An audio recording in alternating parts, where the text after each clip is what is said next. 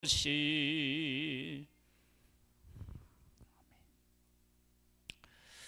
마가복음 11장을 보겠습니다.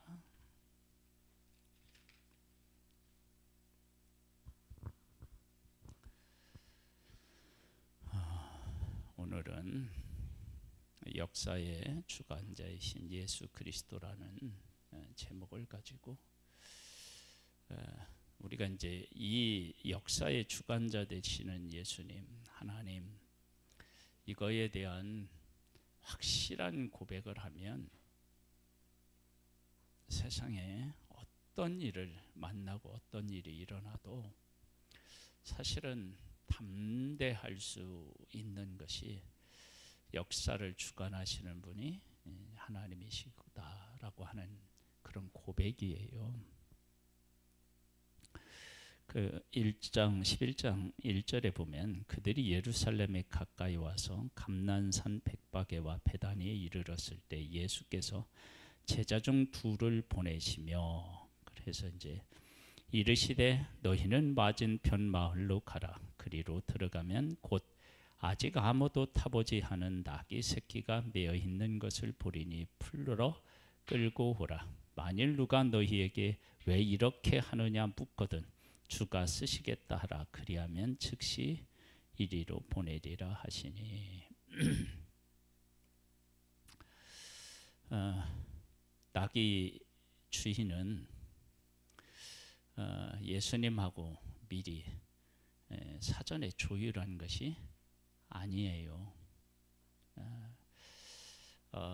그런데 하나님께서는 아마 틀림없이 낙이 주인에게 어떤 아마 그 사인을 주셨을 거라고 생각합니다. 그러니까 우리도 이제 하나님을 믿는 사람들, 하나님의 일에 쓰임을 받는 사람들에게서 나타나는 공통적인 특징이 뭐냐? 우리 이제 다니엘 기도에서도 나타나는데 그 사모님, 그 노숙자들에게 이렇게 이제 뭐 식사도 대접하고 이제 뭐 병원을 막 이렇게 이제 열어서 막 돌보는 그 사모님 같은 경우도 하나님께서 사인을 주시면 일을 진행하고, 일을 진행하면 그 누군가를 하나님이 감동시켜서 막 돈을 보내는 거예요. 돈을 보내는데 막 2억씩 한 달에 막 이렇게 보내는 거예요. 뭐냐면 하나님께서 무엇인가를 그에게 이렇게 허락하셨을 때 마음으로부터 이걸 도대체 어떻게 써야 되지? 그런 생각을 하게 하고, 그런 생각을 하고 있을 때 그때 하나님께서 이제 하나님의 일을 하는 사람을 만나게 하고 그 얘기를 듣고, 여기에서 그런 거구나, 그렇게 이제 이 연결이 되잖아요. 왜 그 예수님이 이걸 요구하셨느냐면 구약에 뭐라고 되어 있어요? 그런 겸손하여 낙이 곧 새끼를 탔도다. 이제 그 말씀이 성취되는 거예요. 그러니까 왜 그렇게 하느냐? 이분이 하나님께서부터 오신 그 하나님이 보내신 메시아다라고 하는 것들을 말씀의 성취를 통해서 백성들에게 어떻게 해요? 분명히 드러내 보이시는 거예요. 이스라엘 백성들이 왜 메시아이신 예수 그리스도를 제대로 못 알아봤느냐? 그러면 자기 자신이 삶의 주인이기 때문에 거부한 것도 있지만요, 하나님의 말씀을 바르게 어떻게 해요? 알지를 못하는 거예요. 여러분, 우리가 이건 너무 중요한 거예요. 하나님의 말씀을 바르게 깨달아 아는 것. 그건 이제 말세가 되면 더더욱 그런 일들이 생겨요. 조금 이따 한번 같이 보겠습니다. 그래서 이제 나귀를 타고 가시고요. 그 다음에 무화과나무는 때가 아니라고 하는데 저주했어요. 여러분, 어떤 때라고 있을 때 이런 걸 한번 생각해 볼 수 있어요. 모세가 하나님의 부름을 받았어요. 모세가 뭐라고 얘기하죠?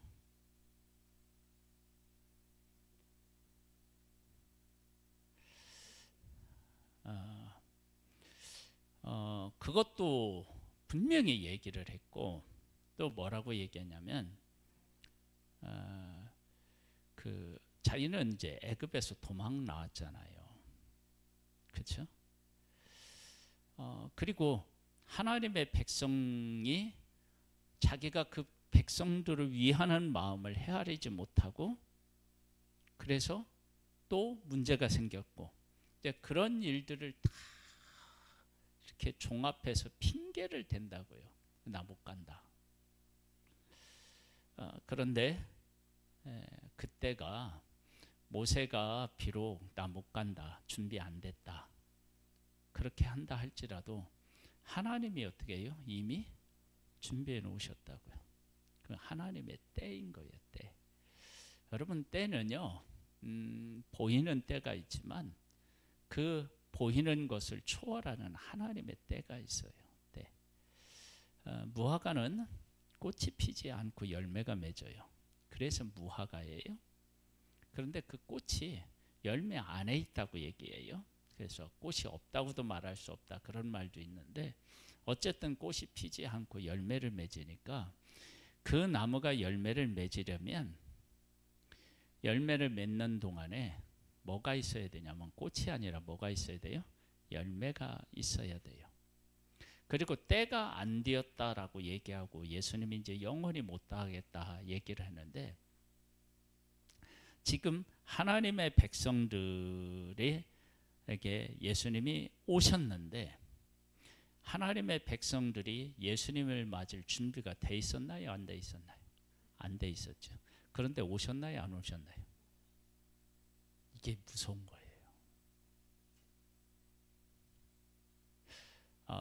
우리가 준비되어 있을 때까지 기다렸다고 오시면 얼마나 좋겠습니까마는, 그게 아니라 하나님의 때에 하나님의 일을 이루신단 말이에요. 그래서 우리가 제대로 준비되어 있지 못하면 문제가 돼요. 보세요. 하나님의 백성을 애굽에서 구원해 냈어요. 그들이 부르짖어서 구원해 냈어요.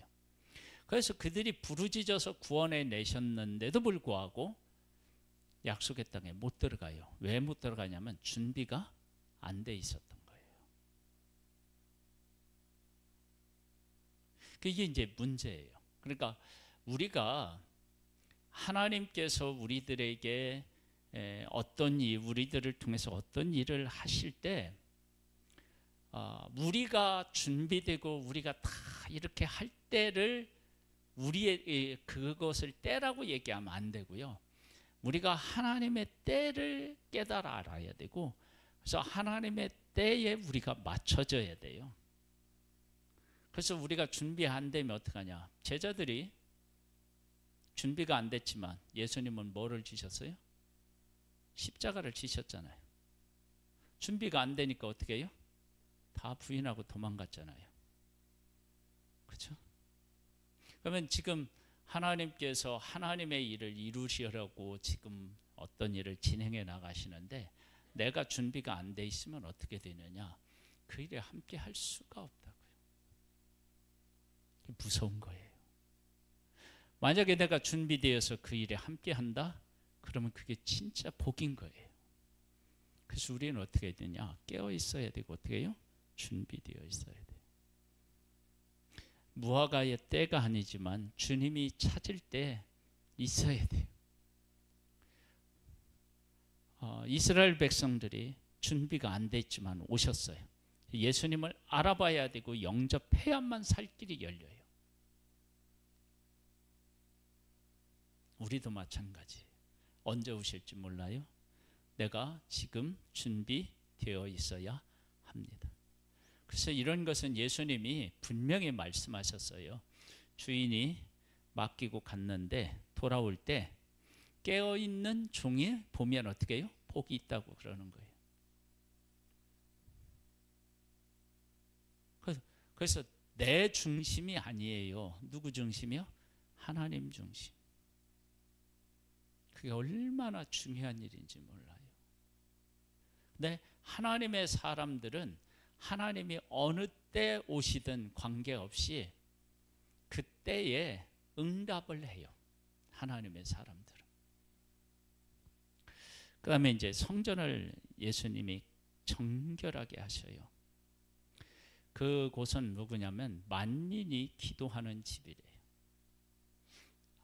언제든지 성전에 와서 하나님을 만나야 돼요. 그런데 그것을 장사하는 곳으로 만들어 버렸대요. 그래서 사람들이 와서 마음껏 하나님하고 교제하는 일을 안 되도록 막아놨대요. 하나님은 사람이 언제나 하나님하고 교제하기를 원하시는 거죠. 그다음에 이제 무화과 나무를 저주해서 마른 내용이 나오고요. 그러면서 예수님에게 누가 이게 얘기하는 대제사장들과 서기관과 장로들이 나와서 무슨 권위로 이런 일을 하느냐 물어요. 그때 주님이 그럼 나도 묻겠다. 요한의 세례가 누구로부터 왔냐? 하늘로부터냐? 사람으로부터냐? 그랬더니 뭐라고 해요? 네? 모른다. 왜 모른다고 그랬어요?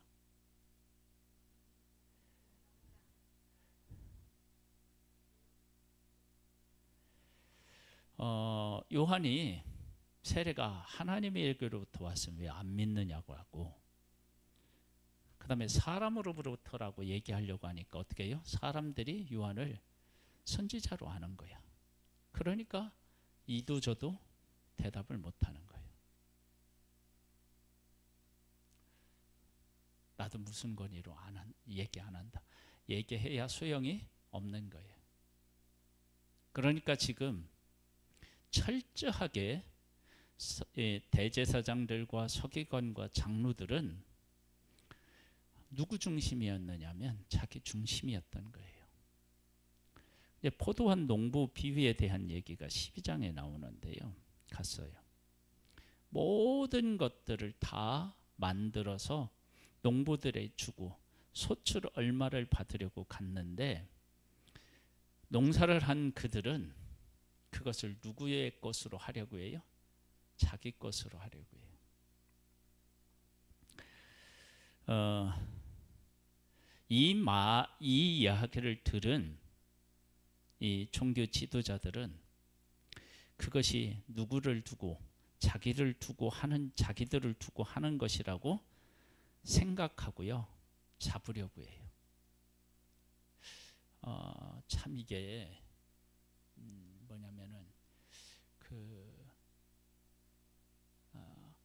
회개할 기회가 사실 지금 이렇게 확실하게 확실한 기회가 또 있을까 싶잖아요. 이거 우리를 통해서 우리에게 하는 얘기구나. 그런데도 그들은 회개를 안 해요. 안 해. 그러니까 우리들이 뭐 전도를 하고 예수 안 믿는 사람이거나 아니면 예수를 믿는 사람이거나 그 사람이 준비되어 있지 않으면요, 아무리 합리적인 이야기를 해도 아무런 소용이 없어요. 소용이 없어요. 그게 들어오질 않아요. 그러니까 내가 하나님 안에서 제대로 준비가 되어 있지 않잖아요. 그럼 어떻게 되냐면 이걸 나에게 하는 말이라고는 생각하게 돼요. 지금 여기들도 자기들을 위해서 한 거라고 얘기하잖아요. 그런데 거기에 대한 반응은 그 정반대의 반응이 나와요. 회개해야 되는데 어떻게 해요? 예수 그리스도를 죽이려고 하는 그런 모습으로 나타나는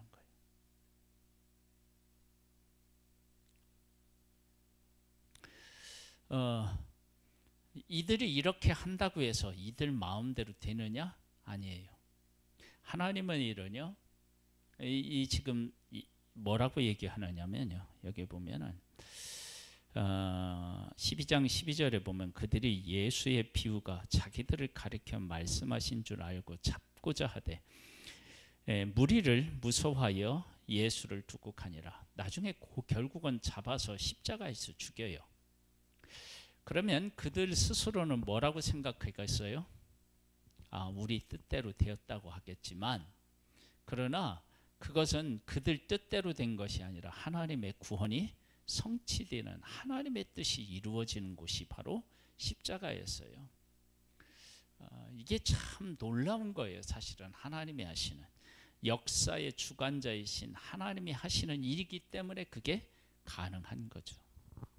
그 다음에 세금에 대한 문제를 가지고 예수님에게 나와요. 그때 예수님이 뭐라고 하시냐? 가이사의 것은 가이사에게, 하나님의 것은 하나님에게. 얼마나 이게 중요한 이야기인지 몰라요. 그러니까 우리들은 그 가이사의 것은 가이사에게, 하나님의 것은 하나님의 것 이렇게 바치라 하면, 이것은 하나님도 섬기고 그 내가 속해 있는 그 집단에서 해야 할 일도 해야 된다라고 하는 것을 분명히 지금 하고 있어요. 하나님이 우리에게 하나님만 섬기라고 하지 않으셨어요. 하나님을 섬기고 이웃도 어떻게 해요? 사랑하고, 이런 것들이 함께 가는 거예요. 부활에 대한 이야기도 이제 예수님이 하셨는데, 부활이 없다고 하는 사두개인들은요, 아니 부활이 있다, 그래 있다고 해봐. 그러면 칠형제가 있는데 그 첫째가 결혼을 해서 아기가 없이 죽으면 둘째가 또 형수와 함께 해서 자식을 낳아야 되는데 7명이 다 그 여자를 취했는데 아무도 자식이 없었어. 야, 이런 경우는 그럼 어떡하냐? 그러니까 부활이 있어도 문제가 되는 거니까 부활이 없는 거야. 이제 그런 얘기를 한 거예요. 그런데 그 예수님의 답변은 뭐냐면 24절에 보면 너희가 성경도 하나님의 능력도 알지 못함으로 오해함이 아니냐. 그러니까 성경을 알지 못하고 하나님을 알지 못하면 그 하나님이 말씀하신 것에 대하여 이게 앞뒤가 안 맞다라고 생각하는 거예요. 근데 하나님의 능력, 그 하나님의 능력을 알면 그 문제는 어떻게 해요? 그냥 풀리는 거예요. 풀려요. 유리는 투명하잖아요. 그렇죠? 그런데 어떻게 해요? 깨져요. 새는 투명하지가 않아요. 볼 수가 없어요. 새는 얇아도 그걸 뚫고 볼 수 있는 방법이 없어요. 그런 성질들을 만드신 분이 누구냐면 하나님이셔요. 그래서 하나님께서 만일에 우리가 지금 세면으로 벽이 이렇게 돼 있지만 하나님이 벽을 투명하게, 세면을 투명하게 보일 수 있도록 하나님이 하신다. 그럼 어떻게 해요? 그렇게 되는 거예요. 하나님이 그렇게 하실 수가 있는 거예요. 그래서 하나님을 알지 못하니까 무엇도 이들이 고백할 수 없었느냐면 죽었다 살아난다라고 하는 것을 받아들일 수가 없었던 거예요. 그러니까 우리들이 하나님이 어떤 분이신지를 잘 모르면 하나님이 하시는 일, 이거에 대해서 제한을 둬요. 제한. 내가 생각하고 내가 이렇게 그 판단하는 것, 여기까지는 될 수 있지만 이 이상은 안 돼. 그 얘기는 뭐냐면 하나님을 하나님으로 못 만나고 인정하지 않았기 때문에 생기는 일이에요. 하나님을 하나님으로 믿으면 모든 것들이 다 누구로부터 왔어요? 하나님께로부터 왔잖아요. 어느 계명이 커냐? 하나님의 말씀에 대해서 바르게 알면 어떤 일이 일어나느냐. 34절에 보면 예수께서 그가 지혜 있게 대답함을 보시고 이르시되 네가 하나님 나라에서 어떻게 해요? 멀지 않다. 여러분, 하나님의 말씀에 대한 바른 이해가요, 우리로 하여금 하나님 나라로 가게 하는 가장 강력한 힘이 돼요. 그러니까 우리가 하나님의 말씀을 제껴놓고 신앙생활을 하려고 한다? 그건 가짜예요. 거짓말이에요. 할 수가 없어요.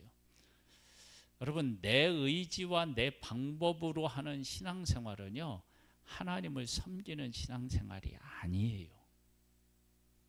하나님 방법, 하나님의 뜻을 따라서 살아가야죠. 그 대표적인 게 뭐냐면 예수 그리스도를 이 땅에 보내주셔서 예수 그리스도를 믿어야만 뭐 해야 돼요? 구원을 얻는 거예요. 다른 방법은, 다른 길은 없어요. 별의별 것을 다 갔다 와도 안 돼요. 그거 외에는 없어요. 근데 사람들은 이 방법을 인정하려고 하지도 않고 말을 해도 이해를 못해요. 어떻게 예수 믿으면 구원을 얻느냐. 근데 예수님이 이미 십자가에서 어떻게 우리 죄를 위해서 죽으셨지만 그는 다시 살아나셔서 죄와 사망의 권세를 어떻게 해요? 이기셨다고요. 그래서 가능한 거예요. 죄와 사망을 이기셨기 때문에. 그래서 우리가 예수님을 믿으면 죄사함을 받고 하나님의 자녀가 되는 권세를 얻고 영원한 생명을 얻는 것입니다. 예수 그리스도의 자손, 예수가 다윗의 자손이라고 얘기하는데, 그런데 다윗이 예수를 주라고 했다. 그리스도를. 근데 어떻게 자손이 되겠느냐. 그래서 이 얘기를 통해서도 예수가 그리스도라고 하는 사실을 지금 분명히 하고 있는 거예요. 분명히. 왜 서기관들 이런 사람들이 가르치는 것들을 삼가라고 했느냐. 그러면 하나님도 모르고 예수님도 모르는데 그들이 뭘 가르치겠어요. 그래서 그들이 가르치는 것이 뭐예요? 장로들의 유전을 가르치는 유전. 하나님의 말씀을 자기들의 인간의 교훈을 삼아서 가르치는, 그렇게 된다고요. 그러면서 이제 이렇게 되면 우리들이 어떠한 고민에 빠지게 되냐면, 야, 우리 같이 이렇게 형편없고 부족한 존재들이 어떻게 하나님의 귀한 일을 할까, 뭐 이런 이제 생각들을 하겠죠. 그래서 이제 과부의 두렙돈 얘기가 나오는 거예요. 많은 사람들은 많은 것 중에서 일부를 드렸다면 이 가난한 과부는 생활비 전부를 드렸어. 그러니까 많고 적음의 문제가 아니라 나의 모든 것들을 주님께 드리면 주님께서 나의 이게 뭐 많고 적음의 문제가 아니라 온전히 드리는 것을 인정하시고 그 일을 통해서 하나님이 일하시는 거예요. 그러니까 우리는 있고 없고의 문제를 가지고 논할 건 전혀 없습니다. 5달란트나 2달란트나 칭찬이 어떻게 해요? 똑같아요. 그 다음에 이제 13장에는 이제 말세에 될 일에 대한 이야기예요. 오늘 아침에 나눈 말씀인데요. 예수께서 성전에서 나가실 때 제자 중 하나가 이르되 선생님이여 보소서 이 돌들이 어떠하며 이 건물들이 어떠하니이까. 예수께서 이르시되 네가 이 큰 건물들을 보느냐. 돌 하나도 돌 위에 남지 않고 다 무너뜨려지리라 하시니라. 여러분, 성전이 있어요. 이 성전이 예수님이 오시고 난 후에 성전은 더 멋있게 이렇게 될 것이라고 하는 기대가 있었던 것 같아요. 그런 기대. 그런데 예수님은 어떻게 해요? 다 무너진다고 말씀하셨어요. 근데 무너지는데 왜 무너뜨리시느냐? 그건 아주 간단해요. 새로운 성전이 어떻게 해요? 지어지기 때문에 그래요. 새로운 성전은 바로 우리들이에요. 우리가 예수 그리스도를 믿으면 우리의 이 여기에 성전 삼고 하나님이 와 계시잖아요. 우리가 이제 그렇게 거룩한 존재로 우리가 세워지는 거예요. 이렇게 이제 변화되는 거예요. 하나님 예수님께서 그 일을 위해서 이 땅에 오셨단 말이에요. 그러니까 성전이 무너져야죠. 그다음에 이제 재난의 징조들에 대한 얘기들이 쭉 기록되어 있는데요.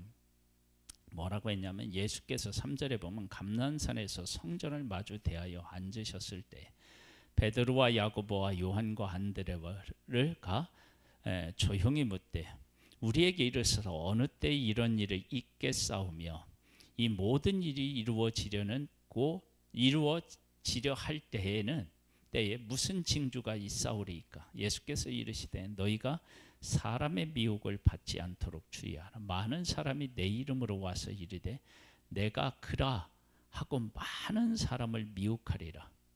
여러분 미혹하는데 그냥 미혹할 수 있을까요? 아니에요. 미혹받을 수밖에 없는 그런 요소들을 가지고 있다는 거예요. 그래서 말세에는요, 영적 분별이 정말로 필요한 때입니다. 그러니까 겉으로 드러나 보이기에는 저게 진짜 같은데 가짜인 것이 얼마든지 있을 수 있는 때가 말세입니다. 그래서 우리가 어떻게 되냐? 깨어 있어야 됩니다. 깨어 있어야 돼요. 여러분 위조 지폐 만들 때 형편없이 만들지 않아요.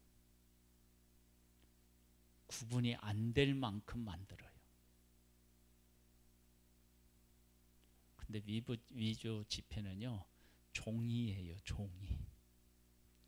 돈이 아니라고요. 네? 그냥 조그마한 지폐만한 종이에요. 근데 지폐는 어떻게 해요? 가치가 있어요. 가치. 제 사무실에요, 500원짜리, 100원짜리, 50원짜리, 10원짜리 동전이 꽤 많아요. 꽤 많은데 동전 중에서 희귀한 동전들이 있어요. 몇 년도에 만들어진 500원짜리, 몇 년도에 만들어진 100원짜리. 이건요 100원인데 500원인데 그냥 500원이 아니고요. 이게 이제 그 동전이 깨끗하고 상태로 있고 그러면은요 이게 몇십만 원도 하고요 몇백만 원도 해요. 500원짜리가. 그래갖고 저기 뭐 유튜브에 떴어요. 그래서 내가 가지고 있는 동전을 찾아봤더니요 비싼 건 없어. 앞뒤로는 있는데 그건 없어요. 그거는. 그러니까 비싼 거예요. 그게 가치가 부여되는 거예요. 가치.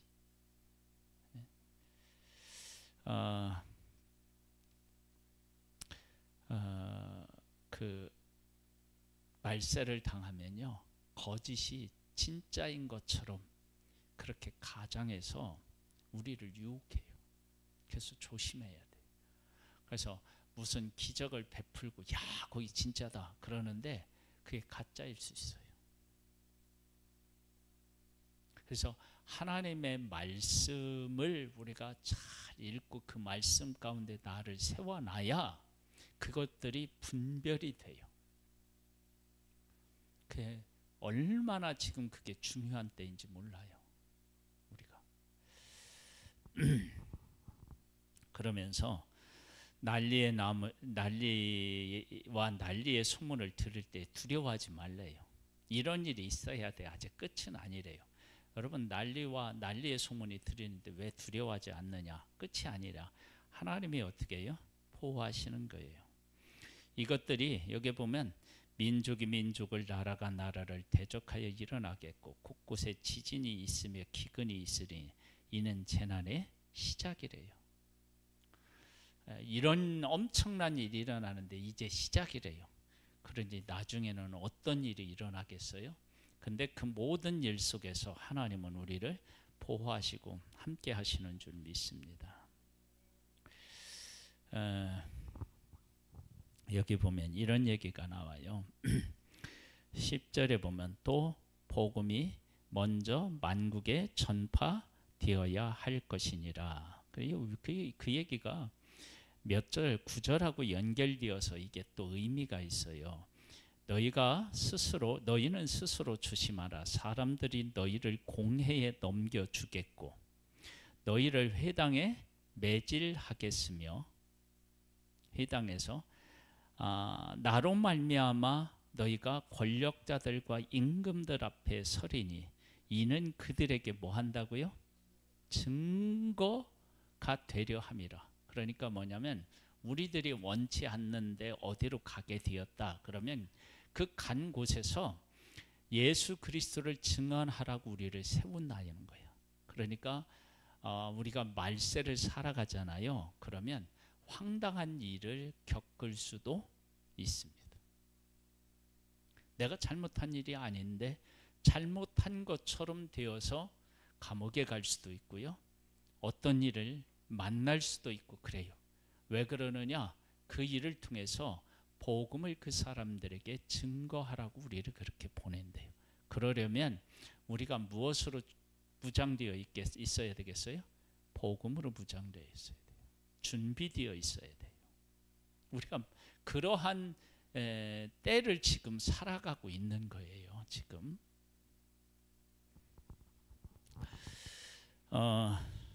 14절에 보면 멸망의 가증한 것이 서지 못할 곳에 선 것을 보거든 읽는 자는 깨달을진저 그때 유대에 있는 자들은 산으로 도망할지어다. 여기 보면 멸망에 가증한 곳이 서지 못할 곳에 선대요.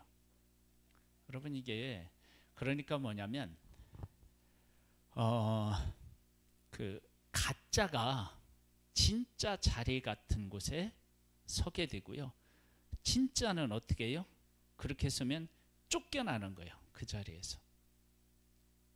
그래서 겉으로 볼 때는 가짜가 진짜인 것처럼 생각될 수 있는 거예요. 그런 때가 오는 거예요. 그래서 하나님 안에서 우리가 정말로 영적인 분별력을 분명히 가지고 있어야 합니다. 지붕에 있는 자는 내려가지도 말고 집에 있는 무엇을 가지러 들어가지도 말며 밭에 있는 자는 고스를 가지러 뒤로 돌이키지 말지어다. 그날에는 아이벤 자들과 젖먹이는 자들에게 화가 있으리로다. 이 일이 겨울에 일어나지 않도록 기도하라. 여기에 그날에는 아이벤 자들과 젖먹이는 자들에게 화가 있으리로다. 오늘 아침에 설교할 때 이걸 뭐라고 해석했나요?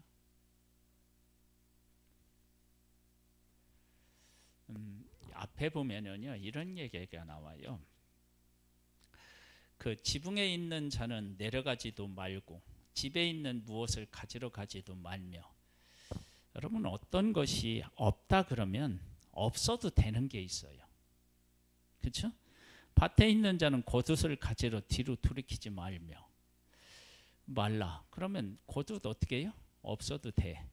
그런데 그리고 없어도 되는데 없어도 되기 때문에 가지 말라고 하면 안 가면 돼.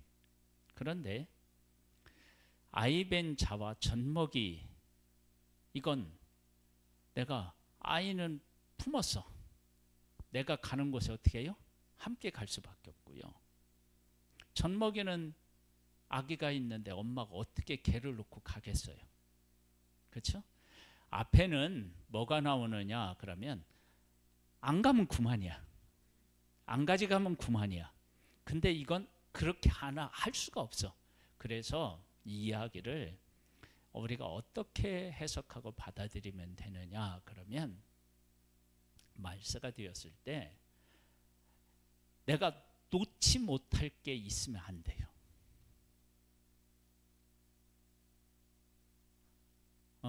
내가 주님을 따르는데 도저히 이건 놓고 갈 수가 없다라고 생각되는 것들이 우리 안에 있으면 문제가 된다고요.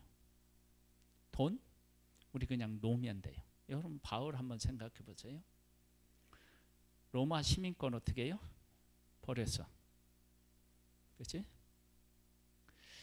바리새인으로서의 모든 것 버렸어. 학문적인 거 다 버렸어. 그런데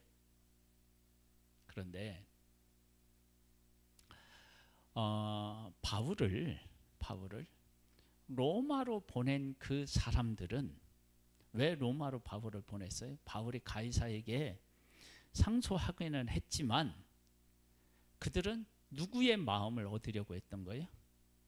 유대인들의 마음을 얻으려고 했어요. 그러니까 비진리를, 그러니까 바울을 보호해줘야 되는 것이 그들의 임무인데 바울이라고 하는 한 사람보다 유대인들의, 정치적으로 유대인들을 이렇게 잘 다스려서 그들의 요구를 들어주어서 평안한 그런 사회적인 것들을 해서 위에 있는 그 황제에게 신임을 받아서 더 높은 쪽으로 가려고 하는 마음이 있으면 어떻게 했느냐? 바울을 어떻게 해야 돼요? 그들이 원하는 대로 해줘야 되거나 뭐 이런 일들이 생겨요. 그래서 예수님도 십자가에 못 박을 때 빌라도가 그러잖아요. 누구 때문에요? 그 유대인들의 요구를 안 들어주면 정치적으로 어떤 문제가 생길 수 있을 거라고 생각하니까 그걸 못 노는 거예요. 그런 것이 있으면 말세에 문제가 생겨요. 무엇이든지 다 놓고 갈 수 있어야 돼요. 그런데 아이 베거나 젖 먹이는 이 상태에서는 아이를 놓고 갈 수 있나요? 아니면 잉태한 애를 어떻게 할 수 있나요? 안 되잖아요. 그러니까 그것은 놓을 수 없는 것을 얘기해요. 그러니까 그런 것이 우리에게 있으면 어떻게 해요? 안 되는 거예요. 주님께서 원하시는 그 삶을 살아갈 때 주님이 원하시는 것을 언제든지 내가 놓고 따라갈 수 있는 그러한 준비가 되어 있는 사람이 되어야 돼요. 그래서 내가 주님의 그거보다 더 사랑하는 것이 있다 그러면 어떻게 해요? 안 돼요. 돈을 사랑한다? 그럼 어떻게 해요? 절대로 못 가죠. 그렇죠?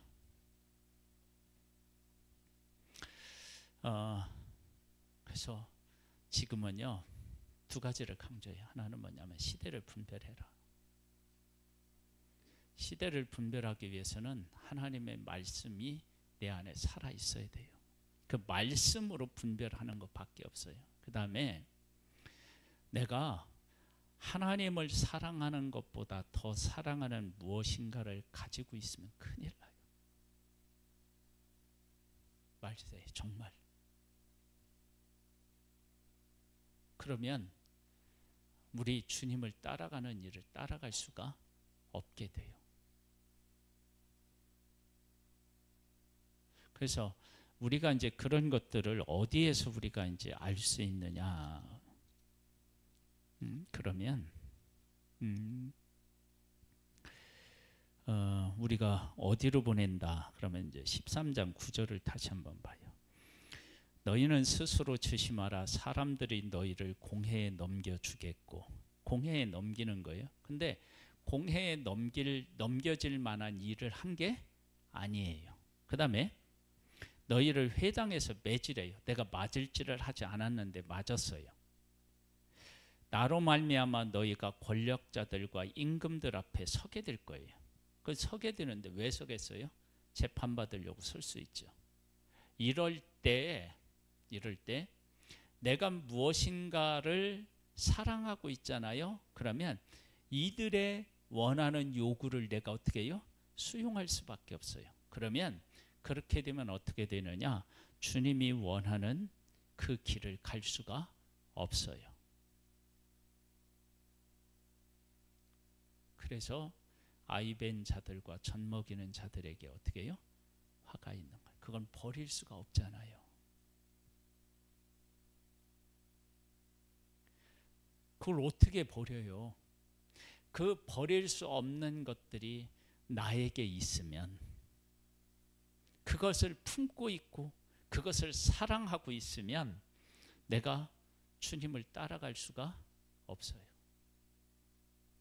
그걸 결혼했을지라도 아기를 갖지 말고 뭐 아기를 낳지 말고 이런 의미가 아니고 그렇다는 거예요. 그 지금이 우리가 깨어 있어야 할 때, 역사의 주관자이신 하나님을 우리가 믿고 그분을 따르기 위해서 깨어 있어야 한. 그래서 우리가에게 어떠한 일이 있어도 역사의 주관자이신 하나님이 우리를 어떻게 해요? 보호하시고 이끄십니다. 그 하나님과 함께 우리의 삶을 복되게 지키고 순종의 길을 가서 승리하는 우리들 되기를 소망합니다. 하나님 아버지, 주님과 함께 살고 있음을 분명히 고백하고 주님의 보호하심과 인도하심을 확실히 믿고 진리 안에 서서 분별하고 하나님의 뜻이라면 어떤 것이라도 수용할 수 있는 그런 믿음을 가지고 승리하는 우리들 되기를 소망합니다. 주여, 성령으로 은혜 위에 은혜를 더하여 주옵소서. 예수님의 이름으로 기도드립니다. 아멘. 하늘에 계신 우리 아버지여, 이름이 거룩히 여김을 받으시오며 나라에 임하옵시며 뜻이 하늘에서 이룬 것 같이 땅에서도 이루어지리이다. 오늘날 우리에게 일용할 양식을 주옵시고 우리가 우리에게 죄 지은 자를 사하여 준 것 같이 우리 죄를 사하여 주옵시고 우리를 시험에 들게 하지 마옵시고 다만 악에서 구하옵소서. 대개 나라와 권세와 영광이 아버지께 영원히 있사옵나이다. 아멘.